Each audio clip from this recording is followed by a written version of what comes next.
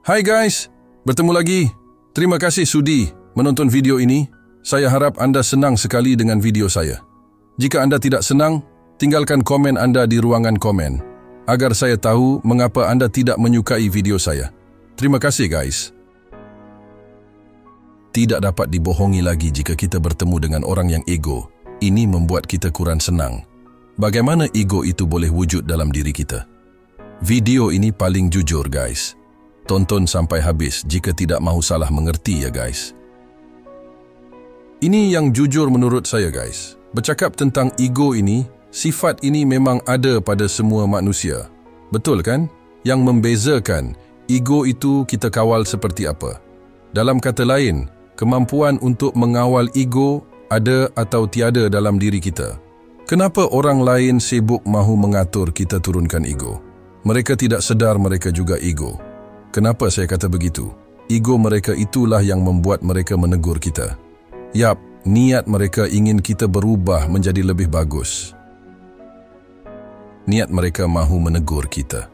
Saya faham itu. Tapi ada yang faham tidak? Maksud saya mereka juga ego. Sebagai contoh, mereka tergerak hati ingin menegur kita. Mungkin kita ketika itu terkasar sedikit bahasa, tambah pula tanpa kita sedar sikap kita ketika itu seperti ego. Lalu mereka menegur kita. Bukankah itu juga ego yang lahir dari ketidakpuasan hati mereka? Jangan kata niat menasihatilah guys. Jujur saja, memang itu juga ego dari dalam diri. Pantang nampak orang ego, dia pun tegur. Bukankah ego seperti itu? Betul kan? Sedarlah guys, ego itu semua ada pada orang. Ada yang mampu kawal, ada yang tidak.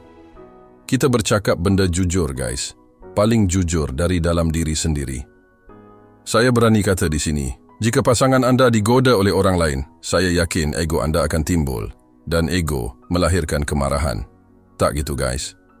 Jadi jangan kata anda tidak ego. Video ini saya buat untuk kita faham secara jujur tentang ego. Dalam kata lain, tidak perlu skema sangatlah guys. Nak tunjuk baik, tunjuk paling skema. Padahal dari sudut lain kelihatan egonya. Saya suka katakan begini guys. Jika mau pakar main bola, seringlah bermain bola. Jika mau pakar menari, seringlah menari. Jadi seperti itu seseorang itu, jika dia sering mengawal ego, dia memang akan profesional mengawal ego. Tapi hakikatnya ego itu tetap ada pada setiap orang guys. Cumanya dia mampu mengawal egonya. Ia satu kebaikan juga. Tapi keburukannya sering sembunyikan sikap sebenar. Tak gitu guys. Begini guys, menurut saya yang paling jujur. Kalau saya cemburukan pasangan saya tidak akan sembunyikan ego saya. Saya akan tunjukkan saya cemburu. Agar pasangan saya tahu perkara sebenar. Tetapi, saya tidak akan melakukan di luar batasan. Seperti mencederakan pasangan, jangan lakukan itu guys. Selain itu saya tidak berkata-kata kasar. Itu cara saya mengawalnya guys. Kalau nak kata saya sembunyikan sifat cemburu saya pada pasangan, itu tidak jujur namanya guys. Betul kan?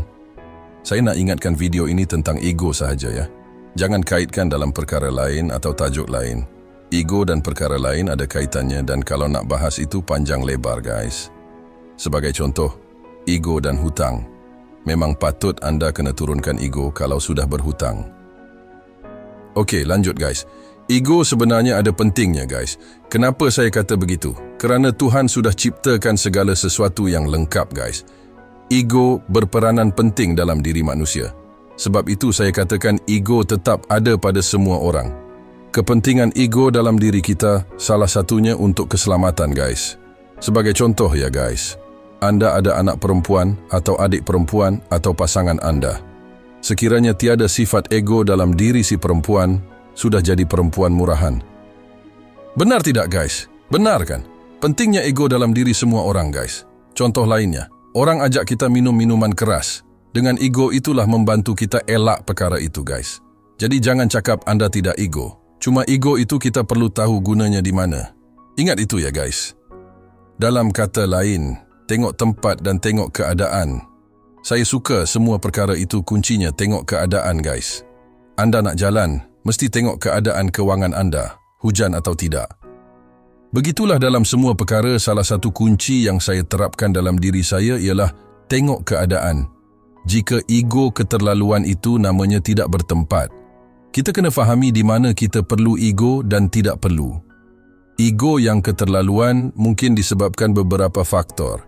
Pengalaman hidup, pengaruh sosial, ketidakseimbangan emosi dan kepentingan diri. Inilah penyebab ego keterlaluan. Lalu bagaimana hendak mengikis sifat ego yang keterlaluan? Pertama sekali kita kena belajar terima kritikan. Melatih diri untuk bertenang dan bersabar. Menerima kekurangan diri, adanya kesedaran diri dan belajar menjadi dermawan. Ini akan membantu anda mengurangkan ego yang keterlaluan. Apabila kita menjadi dermawan, kita akan merasa kita mengasihani orang dan lama-kelamaan ego itu akan pudar dari sifat anda. Jadi anda perlu memahami di mana perlunya kita ego dan situasi seperti apa yang kita perlu gunakan ego. Saya harap anda faham apa yang saya sampaikan. Jadi jika ada orang mengatakan anda ego, bersyukurlah guys. Kerana orang itu tidak pernah memahami ego itu ciptaan Tuhan. Okeylah guys, cukup sampai di sini video dari saya. Minta maaf kekurangan dari saya.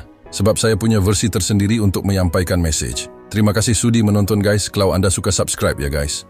Kita jumpa di video seterusnya. Terima kasih guys. Bye-bye.